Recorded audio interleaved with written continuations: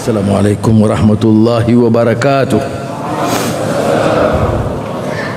Alhamdulillahillazi arsala rasulahu bil huda wa dinil haqq liyuzhirahu 'ala ad-din kullih wa kafa billahi shahida.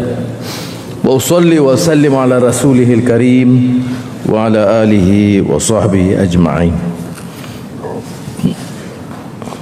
Saudara Timbalan Perdana Menteri Datuk Seri Fadilah Yusof,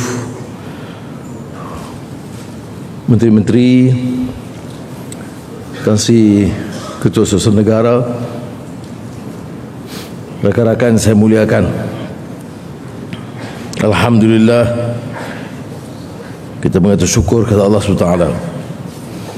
Dan malam ini kita dapat bersama munajat kepada Allah SWT. Pertama, menyatakan syukur. Yang kedua, menambah ikhtiar supaya dapat meneruskan usaha mengangkat martabat umat dan negara. Dan sesungguhnya kesyukuran itu premis awal untuk kita terus dalam pengembaraan hidup ini. La in syakartum la azidannakum wa la in kafartum inna azabi la syadid. Allah merintahkan kita supaya sentiasa ingat dan syukur atas kenikmatan, syukur atas kesihatan, syukur atas keamanan, syukur atas segala nikmat yang Allah kurniakan. Kerana mengingkari kesyukuran itu akan mengundang azab yang pedih. Dan malam ini juga saya mengucapkan jazakumullah khairan kathiran kepada imam dan kuasa yang telah membantu menganjurkan majlis ini dan turut mendoakan kesejahteraan, keamanan bagi rakan-rakan kita yang mengalami ujian yang besar, dihina dan dikhianati oleh musuh bersama yang menjadi tunggak pemerintah zalim Israel. Saya ingin mulakan menyatakan tentang keadaan di dunia antarabangsa, kerana ini zaman yang kelam dan muram bagi umat Islam.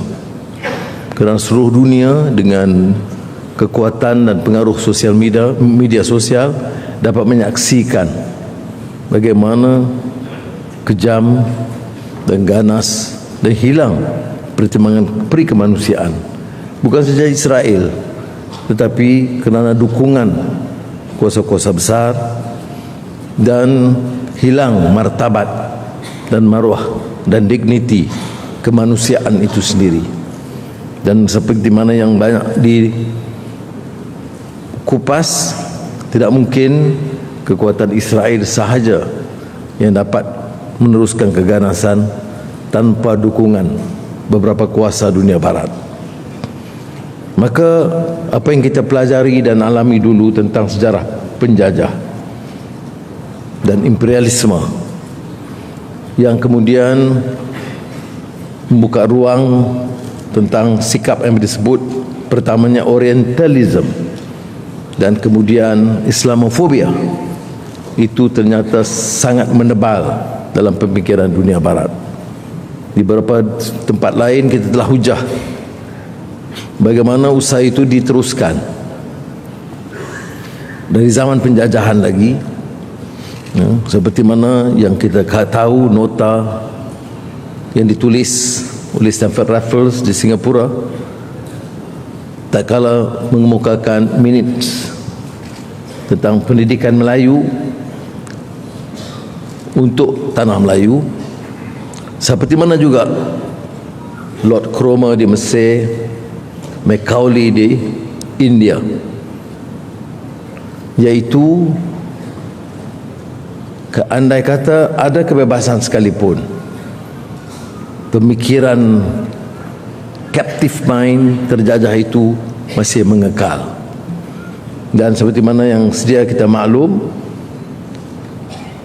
Dr. Snook Hugronji pengkaji Islam Belanda yang terkemuka itu, yang menulis Mecca in the later part of the 19th century, dan juga The Achenis, dengan kefahaman Islam beliau merangka bagaimana penjajah Belanda boleh memperkenalkan satu dasar yang boleh memukau intelijensia Indonesia supaya terus kekal, kagum, terpesona dengan fahaman Barat dan meremehkan budaya sendiri ataupun menghilangkan keyakinan terhadap kekuatan dan keupayaan Islam itu sendiri. Bagi kita yang mengikuti perkembangan sejarah pemikiran kolonial, tidak mengherankan kalau ada sebahagian daripada rakan-rakan kita masih terbelenggu dalam pemikiran sama. Saya tidak berniat untuk kupas soal sejarah pemikiran kolonial yang pernah dikupas oleh Edward Said dalam Orientalism dan yang memekarkan kefahaman Islamofobia baik di Barat ataupun saki-baki mereka di negara-negara yang sudah merdeka. Tapi inilah natijahnya. Maknanya bila kita merdeka, memaknai kemerdekaan itu berarti bukan sahaja menyingkirkan kuasa penjajah dari negara kita, tapi membebaskan wilayah pemikiran dan jiwa kita. Ini yang disebut oleh Syekh Muhammad Al-Ghazali sebagai isti'mar ruhi wa fikri, bahawa kemerdekaan yang sebenarnya ialah memerdekakan kita daripada pemikiran dan jiwa penjajahan. Profesor Muhammad Naqib Al-Atas dalam Islam, dalam sejarah dan kebudayaan Melayu menyebut tentang kekuatan Islam sebenarnya itu adalah memerdekakan berdasarkan tradisi akliyah jiwa dan pemikiran dan jiwa, malah beliau menyebut sebagai rupa dan jiwa. Ini di antara hal yang terus dikupas oleh para sarjana, dan kita dalam negara madani ini bermakna untuk terus dalam usaha membebas dan memerdekakan pemikiran kita. Tapi kita berdepan dengan pemikiran Barat yang masih menebal.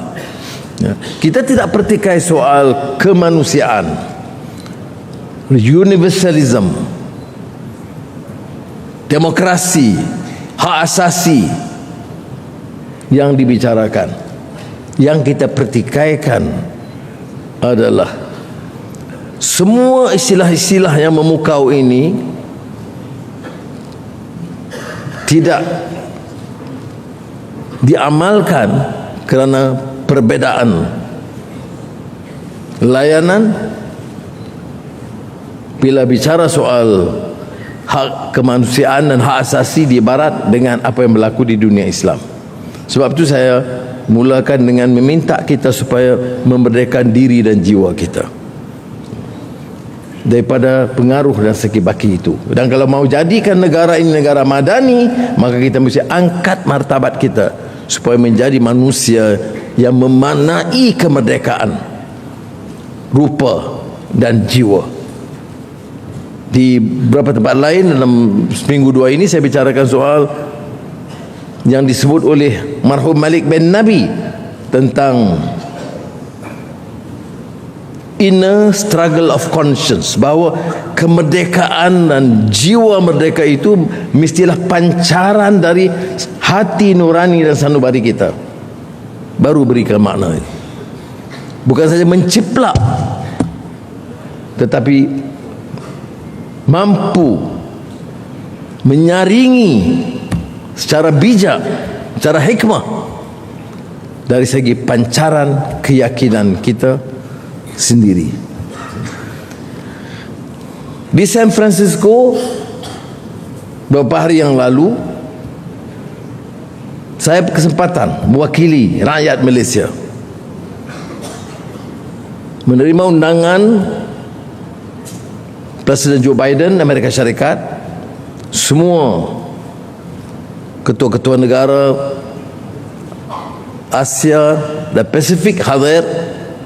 Maka kita juga hadir membicarakan soal perkembangan dan pertumbuhan ekonomi. Tetapi dalam beberapa kesempatan dalam sidang saya nyatakan pendirian kita bahawa Malaysia harus juga mengambil kesempatan mengajak pelabur supaya dapat kita angkat martabat ekonomi negara kita. Perbincangan hal lain penting, tetapi fundamental asasi pertumbuhan ekonomi sangat penting untuk menjamin pekerjaan bagi anak-anak kita, untuk menjamin keselarasan hidup bagi rakyat kita. Dan kita memerlukan pelaburan domestik dan pelaburan luar, dan kita juga turut dapat sambutan selain dari negara China, Eropah, khususnya Jerman, juga pelaburan besar daripada Amerika Syarikat. Tapi itu tidak harus menggabui mata kita dan mengalih pandangan kita daripada isu kemanusiaan. Maka kita sebut di situ, ya, bahawa apa yang berlaku di Gaza bagi rakyat Palestin ada hal yang sangat, bukan saja prihatinkan, memedihkan, dan dalam beberapa hal membingungkan. Kerana orang-orang bicara soal kemanusiaan, hak asasi dan kemerdekaan itu hanya terpakai untuk satu kelompok. Maka saya olah Malaysia harus kekal sebagai negara yang merdeka dan mengungkapkan mengikut keupayaan kita tentang hal-hal yang perlu kita sampaikan. Saya sebut syukur, alhamdulillah, dari awal bila Kebawah Duli Yang Maha Mulia Yang di-Pertuan Agong menitahkan supaya dibentuk kerajaan perpaduan, mempersatu semua kekuatan dan mengenepikan pertempuran politik lama untuk menyelamatkan negara. Ada yang memilih untuk menangguhkan, ada yang memilih untuk menolak, dan kami alhamdulillah memilih untuk menerima baik ihsan dan kebijaksanaan titah Kebawah Duli Yang Mulia Tuanku Yang di-Pertuan Agong, yang juga telah berunding dengan raja-raja Melayu, tidak memihak kepada sesiapa, tetapi hanya memberi perintah yang jelas untuk menyelamatkan negara. Harus ada titik pertemuan, apatah lagi di kalangan orang Islam. Wa'tasimu bihablillah jami'an wa la tafarraqu. Pegang semangat perpaduan dengan tali Allah dan jangan berpecah belah. Dan kalaupun ada permusuhan lama, memang tidak mungkin saya nafikan pertempuran politik yang panjang itu, tapi haruslah dalam konteks itu fa'aslahu baina akhawaikum, ya, untuk sedia memulakan babak baru dengan memaafkan, asalkan kita bawa hala tuju yang baik. Dan ini mandat inilah yang saya pikul. Maka tak kala diberikan kesempatan berdepan dengan Presiden Amerika Syarikat dan pimpinan Amerika dan semua kepala-kepala negara lain, termasuk Presiden Xi Jinping dari negara China, semua kepala negara ASEAN, dari Australia, Meksiko, Chile, saya sampaikan kepada Presiden Joe Biden, terima kasih atas undangan, usul untuk terus bekerjasama dalam isu perdagangan dan ekonomi. Terima kasih atas kebijaksanaan beliau mendukung semangat kerjasama, mempertahankan prinsip hak asasi manusia mendukung semangat demokrasi, tetapi saya bertanya, mengapa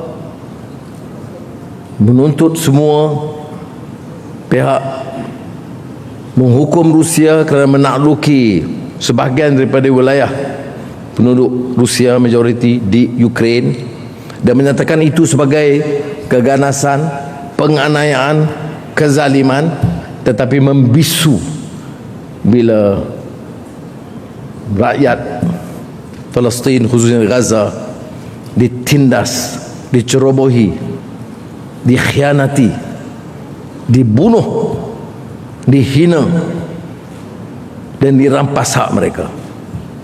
Saya terpaksa lakukan begitu kerana saya mewakili semangat rakyat Malaysia. Ada orang kata hebat Anwar ini berani bercakap begitu. Saya jawab, saya berani kerana saya tahu rakyat Malaysia menuntut pimpinan yang menyuarakan kebenaran dan keadilan.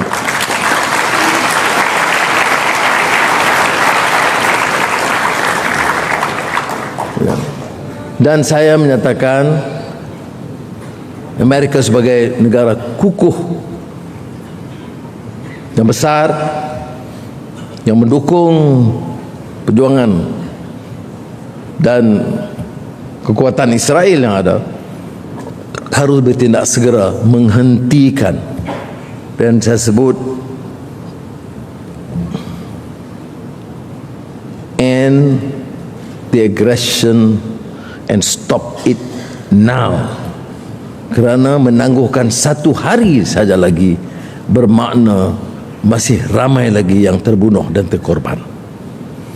Saya sengaja singkap pengalaman ini beberapa hari yang lalu kerana saya tahu tidak mungkin saya punyai keberanian begitu rupa kalau tidak dengan dukungan dan semangat yang ditunjukkan oleh rakyat Malaysia, baik Muslim atau bukan Islam, mempertahankan prinsip kerukunan hidup damai, prinsip kemanusiaan. Di Parlimen semalam, sejus selepas pulang sampai dari San Francisco, dalam jawapan soal jawab pada Perdana Menteri, saya sebut juga, ingatkan, ya, isu ini isu yang menyentuh, menyinggung perasaan umat Islam, tapi isu ini juga mengorbankan ramai rakyat Kristian, termasuk 7 gereja yang dihancur lebur oleh tentera Yahudi Israel.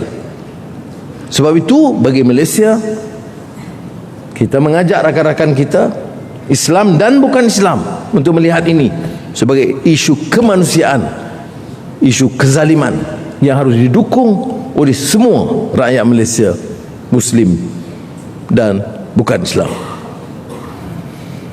Saudara, kita bersyukur, saya katakan tadi, kerana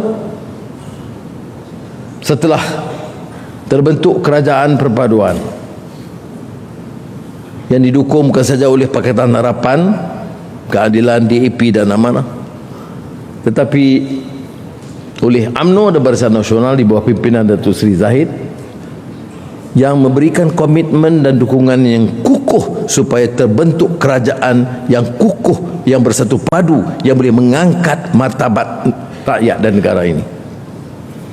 Kemudian Premier Abang Johari dan JPS memberikan dukungan secara tuntas sejak awal tertubuh sampai sekarang, memberikan pandangan bahawa negara ini harus diselamatkan dan tumpu untuk bangunkan ekonomi dan selamatkan negara ini daripada kerana penyalahgunaan kuasa, rasuah dan penyelewengan. Ketua Menteri Haji G Sabah mengambil sikap yang sedemikian, dan sehingga kini kekuatan kita di Parlimen yang menentukan kedudukan dan kuasa politik negara ini ialah suara majoriti di Parlimen. Dan Alhamdulillah hari ini dukungan kepada kerajaan perpaduan dengan Madani ini melebihi 2/3 di antara yang terkuat. Soal berikutnya saat telah 1 tahun, ya, pertama beberapa bulan gelombang kerana sentiasa dihantui oleh katanya kemungkinan-kemungkinan untuk dijatuhkan. Alhamdulillah, Timbalan Perdana Menteri Datuk Seri Fadilah ada, Datuk Seri Zahid masih dalam proses pemulihan dari rawatan, dan rakan-rakan menteri-menteri kita dan kerajaan-kerajaan negeri yang bersama kita sebagai satu pasukan telah bekerja. Merangka pertamanya ekonomi madani, keduanya transisi tenaga, ketiganya pelan induk perindustrian. Mendasari ini semua transformasi digital, yang semua hal-hal yang mendesak dalam negara, tapi tidak pernah kita tinggalkan dari kerangka dasar madani, kerana sementara kemampanan ekonomi itu penting, transisi tenaga itu penting, transformasi digital juga mendesak. Soal nilai dan akhlak dan jati diri itu harus kita terapkan. Ini yang membedakan kita dalam madani ini dengan pahaman semasa pertumbuhan dan kemampanan yang difahami oleh banyak negara dan banyak teori politik. Dan negara ini harus kekal dengan dasar nilai dan akhlak yang terikat dengan tradisi dan budaya, yang rasa bangga dengan kekuatan dalaman kita, sementara menggapai ilmu dan disiplin baru. Ini kita akan menggapai ke langit dengan teknologi, dengan industri, dengan artificial intelligence, dengan transformasi digital, dan menerima kenyataan baru tentang keperluan tenaga baru. Energy transition itu menggapai langit, tetapi tidak pernah lupa bahawa kita harus mengakar ke bumi.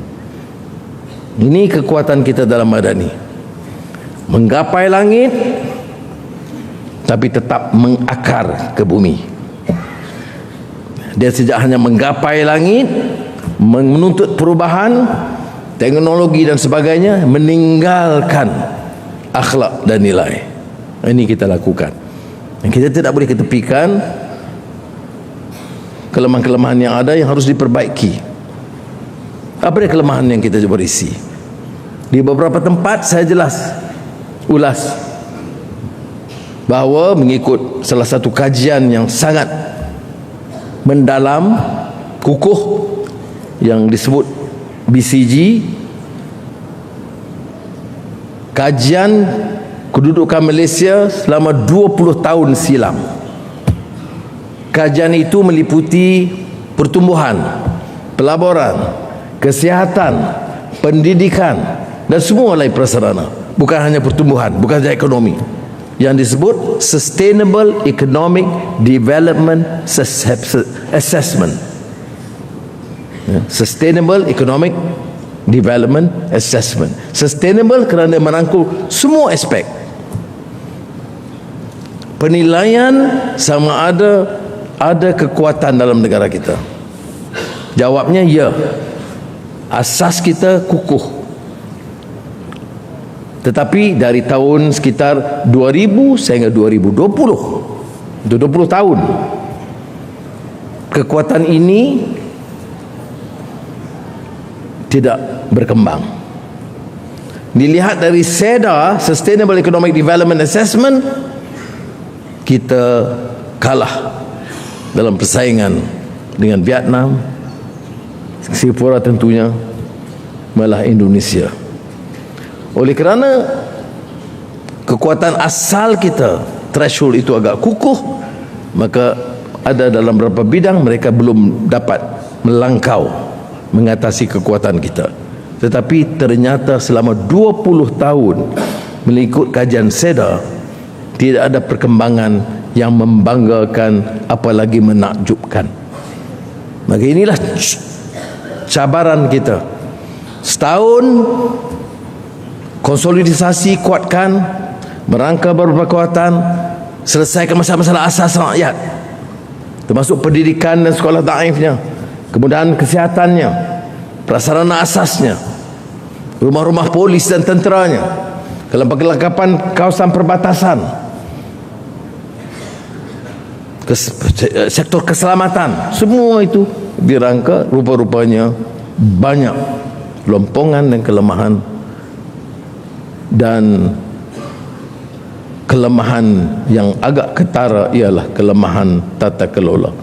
Memang ramai rakan-rakan di sebelah sana yang rasa jemu, katanya mual, orang Kedah kata cemuih dengar tata kelola dan rasuah, seolah-olah dua istilah ini cukup menakutkan mereka. Tetapi percayalah, Malaysia ini punya potensi yang sangat besar untuk dapat mengangkat atau diangkat martabatnya kalau kita betulkan isu tata kelola dan kita hentikan amalan rasuah dalam negara kita. Dan alhamdulillah, rakan-rakan dalam jemaah menteri dan pimpinan dalam perpaduan dapat sepakat untuk menyatakan apa-apa yang berlaku yang lalu itu sejarah lampau. Ada yang kuat, ada yang membanggakan, ada yang mengaibkan. Tetapi tekad kita, dan alhamdulillah sepanjang 1 tahun dan kita pantau melalui SPRM, saya bangga alhamdulillah kerana keputusan kita ikut proses tata kelola, ikut tender, bagi amaran yang keras, pimpinan tidak boleh guna kuasa untuk memperkayakan diri dan keluarga mereka. Alhamdulillah, sekadar seminggu yang lalu ditanya laporan SPRM, Lembaga Hasil Dalam Negeri, polis di Raja Malaysia, pimpinan kita dapat bertahan supaya menghentikan amalan rasuah dan penyalahgunaan kuasa.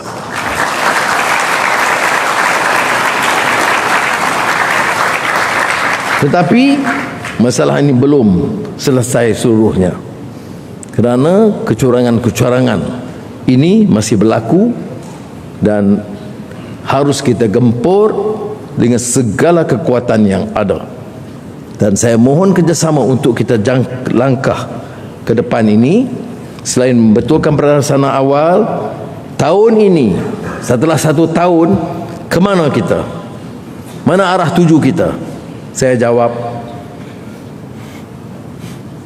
tahun pertama kita mengemudi bahtera ini pada awalnya sedikit terombang ambing, tetapi alhamdulillah dengan dasar yang jelas selesaikan masalah-masalah basic rakyat.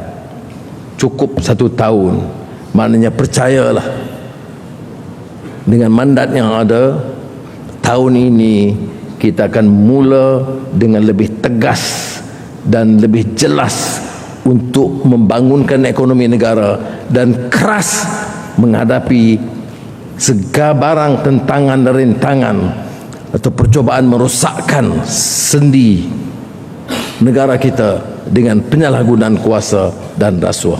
Maknanya tahun ini percayalah, insya-Allah dengan semangat yang ditunjukkan oleh pimpinan Kerajaan Perpaduan, kita akan memulakan satu corak yang lebih tegas dan pantas mengemudi negara ini lebih baik daripada apa yang kita capai dalam tahun yang lalu. Itu yang pertama. Yang kedua yang saya nak sebut di sini ialah kesediaan kita untuk membentuk satu negara yang benar-benar bersatu. Kita tidak boleh jamin masa depan kita dengan selamat dengan negeri dari Perlis, Sabah, Sarawak, dengan kaum berbeza, paham agama yang berbeza. Tidak mungkin negara ini selamat kalau kita izinkan faham perkauman yang sempit yang memusuhi satu sama lain dan faham agama yang cuba digunakan untuk menghukum orang sewenang-wenang, menanam bibit kebencian tanpa hikmah, tanpa hasanah yang terus menular di sebahagian kecil di kalangan kita. Saya ingin beritahu bahawa arahan telah dikeluarkan kepada semua agensi penguat kuasa. Orang biasa saja menegur, mengkritik, mungkin saja memberi cadangan, berbeza pendapat, tetapi negara ini mesti diselamatkan daripada fitnah, caci maki, dan mengambil keputusan menghukum sewenang-wenang sehingga timbul kebencian yang luar biasa. Saudara-saudara di antaranya mengikut umpamanya media sosial, itu gejala menghukum orang, mau membunuh orang, itu perkara biasa, ya. Dan apakah negara ini boleh selamat kalau kita izinkan hal yang berlaku? Tak belajarkah daripada pengalaman negara-negara lain? Lihat beberapa negara Arab, Afghanistan, Rwanda, berkecamuk kerana permusuhan antara kaum dan antara agama. Tidak ada masalah atau halangan untuk mengangkat martabat Islam. Tidak masalah untuk memartabatkan budaya dan kehebatan tamadun Melayu. Tapi jangan sekali-kali gunakan ini untuk menimbulkan perpecahan di kalangan kita. Negara ini memang majoritinya Muslim dan Melayu. Negara ini menetapkan Islam sebagai agama persekutuan. Negara ini menetapkan bahasa Melayu sebagai bahasa rasmi. Walaupun di Sarawak dan di Sabah diizinkan penggunaan rasmi Inggeris sejak awal kemerdekaan. Negara ini menetapkan hak keistimewaan orang Melayu dan Bumiputera dan kedaulatan raja-raja Melayu. Hal ini, perkara-perkara ini bukan untuk dirundingkan. Perkara ini menjadi beberapa peraturan keramat dalam perlembagaan dan harus dan wajib dipertahankan, ya. Tetapi seperti mana kita tahu, perdebatan semalam di Parlimen sebagai contoh saja, ya. Isu Mahkamah Persekutuan dengan Undang-Undang Islam Negeri Selangor 2021 dan Kelantan 2022. Mahkamah Persekutuan memutuskan pada tahun 2021 bahawa keputusan Dewan Undangan Negeri pindaan yang dibuat itu tidak selari dengan semangat perlembagaan persekutuan. Faham? Yang dipertikai oleh Mahkamah Persekutuan itu bukan hukum syariah, tetapi peraturan undang-undang negeri yang bercanggah dengan perlembagaan persekutuan. Apa ada bantahan masa itu oleh parti-parti politik? Tidak ada. Ada tunjuk perasaan? Tidak ada. Ada suara dari Perdana Menteri dan Menteri Undang-Undang dan beberapa menteri? Tidak ada. Bila? 2021. 20 Mei 2022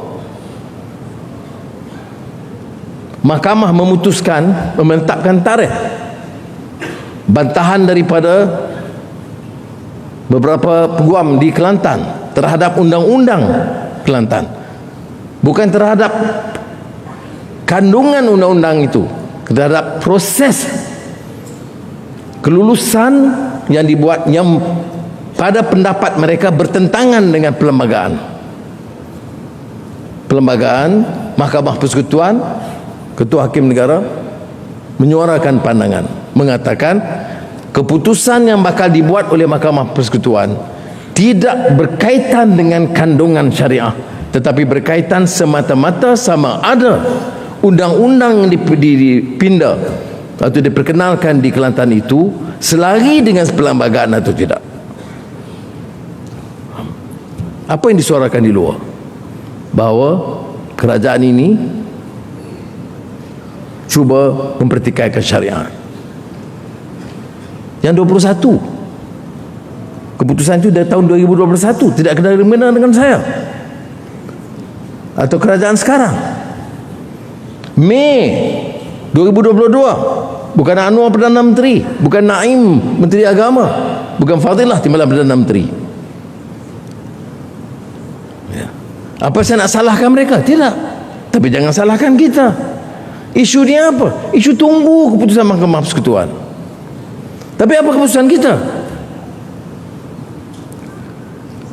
Pada bulan Ogos, Yang Maha Mulia Tuan Sultan Selangor yang menguruskan MKI dan saya timbalan pengurusi dan anggotanya Dr. Naim dan sekretariatnya Jakim mengemukakan pandangan untuk menyelesaikan masalah ini.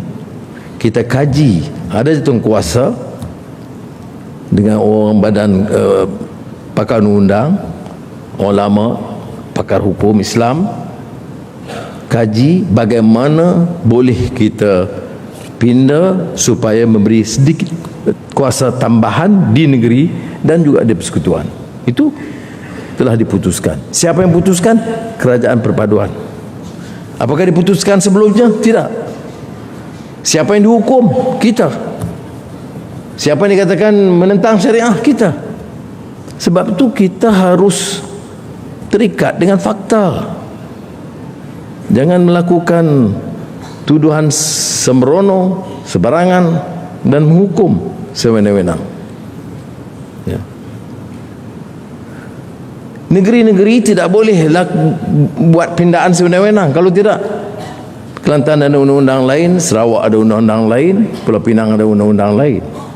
Sebab itu peranan Jakim sebagai sekretariat dan Majlis Kemajuan Islam ialah menyeragamkan undang-undang ini,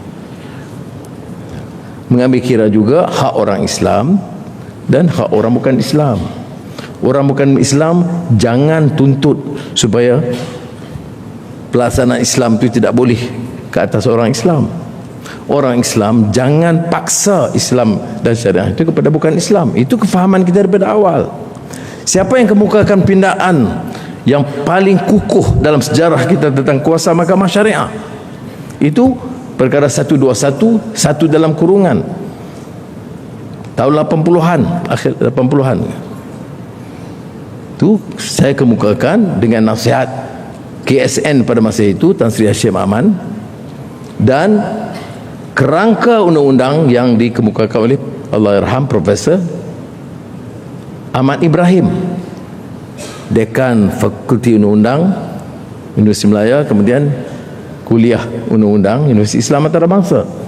Mereka bincang, saya yakin kerana pada masa itu beberapa keputusan mahkamah syariah diketepikan oleh mahkamah sivil dan dianggap sewenang-wenang, tidak adil, kerana keputusan mahkamah syariah sama sekali tidak dipakai.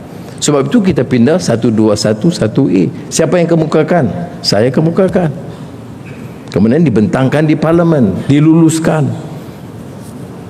Jadi saudara yang saya muliakan, saya hanya jelaskan begini supaya negara kita ni lebih harus terkawal. Saya tidak katakan bahawa sentimen perkauman melampau ni kadang-kadang hanya di kalangan orang Melayu, tidak.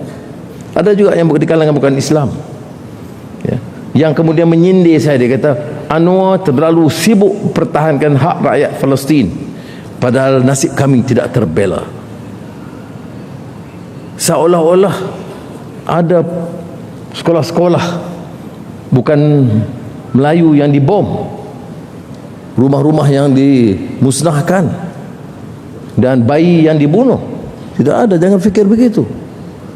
Tanggungjawab kita menyuarakan. Dulu masa Mandela tersiksa di bawah apartheid, pemimpin-pemimpin kita di antara yang cukup lantang, termasuk almarhum Tunku Abdul Rahman Putra Al-Haj. Tidak bermakna dia tidak pedulikan nasib rakyat di sini. Tidak semua yang setuju, kerana semua kadang-kadang tak ikuti perkembangan, dan kadang-kadang ada pemikiran itu lebih putih daripada orang putih. Jadi bagi mereka tidak ada kesan apartheid. Apartheid ini penguasaan orang kulit putih yang menghina dan menghambakan, menjadikan orang kulit hitam itu hamba, menafikan hak seperti mana yang dilakukan oleh Israel terhadap orang Palestin. Di Israel itu sendiri orang Islam tidak ada hak yang sama. Jadi saudara, saya harap di kalangan bukan Islam juga harus menerima beberapa kenyataan ini. Ya, kita ada kelemahan, kita belum selesaikan semua masalah, Ya, ada anak India yang cukup pintar, yang kadang-kadang tak dapat tempat. Kemukakan pandangan, kita tolong. Tapi ratusan ribu anak-anak Melayu juga yang pintar yang tak dapat kesempatan. Jadi harus pikir begini. Oh, kita bersaing. Mana ada persaingan adil? Sekolah Kapit anak Iban, sekolah kebangsaan di Mani Urai, dengan sekolah di Kuala Lumpur itu sekolah-sekolah baik. Mana mungkin ada persaingan yang adil? Sebab itu kalau pemikir dan filsuf Amerika, nama dia John Rawls, pemikir undang-undang, dia kata justice itu bukan ada equality, justice itu mesti fairness. Justice is fairness. Maknanya kalau sekolah itu tak ada komputer, tak ada guru sains yang layak, dikatalah kawasan Kapit, bukan semestinya Kapit, umpamanya, dengan sekolah terbaik, kemudian kata, oh, competition based on meritocracy, we must be given. Sudah. Sebab itu dalam dasar kita bagi peluang bersekolah-sekolah dari pedalaman, luar bandar, anak-anak Melayu majoriti, bagi dia peluang, tambahan kemudahan dan latihan dan peluang, walaupun keputusannya kurang begitu baik. Kita semua pernah ke sekolah, ya. Ada saing kita, dia pintar tetapi tidak sampai ke sekolah terbaik. Jadi saya ambil kesempatan ini menunjukkan apa arah kita masa depan ini. Ini kena jelaskan ini semua ini. Kerana tak mampu kita nak fokus pada soal ekonomi dan TVET dan industri dan energy transition, dan kalau kita hanya simpang siur dengan politik usang zaman silam, asyik fikir soal peta kaum yang sempit, ya, padahal tumpulah perhatian kita. Baiki kedudukan di sekolah, baiki kemudahan kesihatan, prasarana asas, bina universiti-universiti dan pusat pendidikan, perkenalkan disiplin-disiplin baru, tambah keupayaan latihan yang cukup baik, jamin pekerjaan yang lebih baik. Tadi pagi umpamanya kita bicara soal institut latihan dan TVET, apa yang tekanan kita? Tambah mutu mereka. 97% daripada lulusan TVET mendapat pekerjaan, alhamdulillah. Tapi gaji mereka rata-rata RM2,000. Tak cukup. Apa yang perlu kita lakukan? Tingkatkan mutu latihan mereka. Tadi ketua pengurus Petronas jumpa saya, ya, beberapa cadangan umpamanya. Dia gunakan latihan itu di Sarawak, banyak welding saja. Kalau dia kata selesai latihan itu, minimal gajinya 3,500. Biasanya 4,000 dengan 4,500. Ada beberapa latihan tak cukup jenderanya. Jadi ini tumpuan kita, saudara, yaitu institut latihan industri, TVET, yang patut kita tingkatkan untuk memenuhi keperluan industri yang lebih canggih dan baru. Satu sekali Nordin ada di sini, umpamanya kita perkenalkan fakulti Artificial Intelligence di UTM. Itu hal-hal yang kita berikan tumpuan. Apa dia masalah dalam pendidikan? Pada yang ada di sini, mutu pendidikan. Sekarang ini bicara kita mutu pendidikan. Bahasa Melayu bahasa utama, mesti dikuasai tanpa tolak ansur oleh semua pelajar. Tapi kita harus cuba memikirkan kaedah-kaedah baru untuk meningkatkan mutu penguasaan bahasa Inggeris. Jadi mulai tahun depan, mutu penguasaan bahasa Inggeris harus ditingkatkan selain daripada mempertahankan kedudukan bahasa Melayu. Jadi jangan orang pertikai lagi seolah-olah dengan memberikan keutamaan dalam bahasa Inggeris kita meninggalkan bahasa Melayu. Tidak, saya nak jelaskan. Kalau nak negara ini terangkat keupayaan ekonomi dan kemajuannya, bahasa Melayu mesti menjadi bahasa ilmu, bahasa utama dan dikuasai dengan baik oleh semua rakyat Malaysia, termasuk di sekolah-sekolah swasta, sekolah-sekolah internasional. Kalau anak itu anak Malaysia, mesti dan wajib menguasai bahasa Melayu dengan baik. Di samping itu, semua anak-anak kita, terutama di sekolah kebangsaan, mesti ditekankan penambahan supaya penguasaan bahasa Inggeris jauh lebih baik daripada sekarang. Semua negara maju sekarang, semua negara maju itu mula memberi penekanan tentang sekurang-kurangnya dua bahasa. Jadi jangan kita pandang ringan hal ini. Kemudian saya sebut tadi soal latihan. Kita tahun ini mendapat sambutan pelaburan yang luar biasa. Saya sebut syarikat Jerman yang buat microchip terkemuka di dunia memutuskan untuk melabur jumlah terbesar luar daripada Jerman. Berapa jumlahnya? 25 bilion ringgit di Malaysia. Kalau dulunya pelaburan chip itu untuk back end, maknanya untuk teknologi yang peringkat rendah. Keputusan mereka sekarang menjadikan Malaysia pusat pelaburan terbesar di luar Jerman dengan front end, maknanya tahap yang paling canggih microchip itu. Ya. Berapa bilion? 25 bilion ringgit.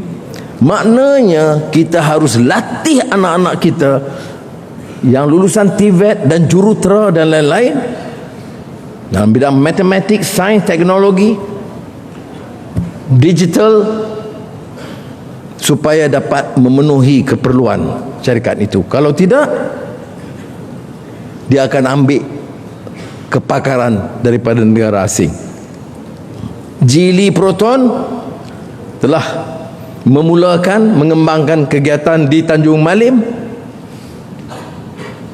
pusat otomotif yang dikatakan otomotif city, projek dia yang terbesar lain daripada negara China, yang memerlukan puluh ribu lulusan TVET dan jurutera. Maka tumpuan kita meningkatkan mutu latihan kita. Ya, sekarang sudah baik. Ada yang dulu katakan mutu pendidikan kita terbaik. Saya tak hairan dengan itu semua.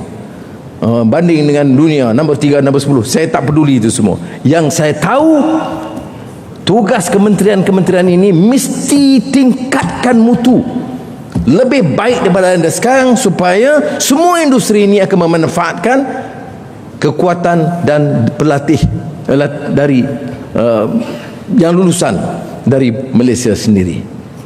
Maknanya ada kekurangan dalam bidang kemahiran itu. Jadi saudara, sebab itu semalam saya ke MIMOS, kerana kita mahu MIMOS seperti mana pusat-pusat sains lain, pusat-pusat pendidikan universiti mula diberikan dukungan, sokongan supaya dapat meningkatkan keupayaan mereka. Saudara Saifuddin Nasution ada di renung bila saya nak sebut soal keselamatan dan dalam negeri, itu sudah arif kita tahu bahawa semua ini tidak akan bermakna. Mutu pendidikan, mutu kesihatan, bahasa, kalau negara tidak terjamin selamat, aman daripada pencerobohan asing, menjaga dan mengawal sempadan ataupun pengkhianatan dan jenayah dalam negeri, maka tugas pasukan tentera dan polis selain badan-badan penguasaan lain mesti kita tingkatkan. Saya tak sebut kelapa sawit, itu si Fadilah tunggu bila. Kita rangkullah semua sekali. Jadi sekali lagi lah saya nak sebut di sini, ini cara saya lontarkan cambahan idea ini tentang ini tanggungjawab dan tumpuan kita untuk tahun depan dan berikutnya. Dan saudara, kita kena tumpu ini tanpa terlalu banyak gangguan. Alhamdulillah politik stabil, dan doalah supaya 4 tahun sehingga pilihan raya akan datang tidak ada ganggu gugat lagi.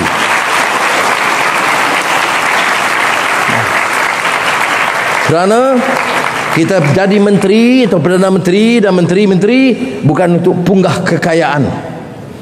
Kita jadikan ini sebagai kesempatan yang sebaiknya memikul amanah untuk berkhidmat sedaya upaya kita dengan sebaik mungkin. Dan kerana kita yakin, beri kita 2-3 tahun lagi dan kita mampu angkat martabat Malaysia sebagai negara hebat di rantau kita. Assalamualaikum warahmatullahi wabarakatuh.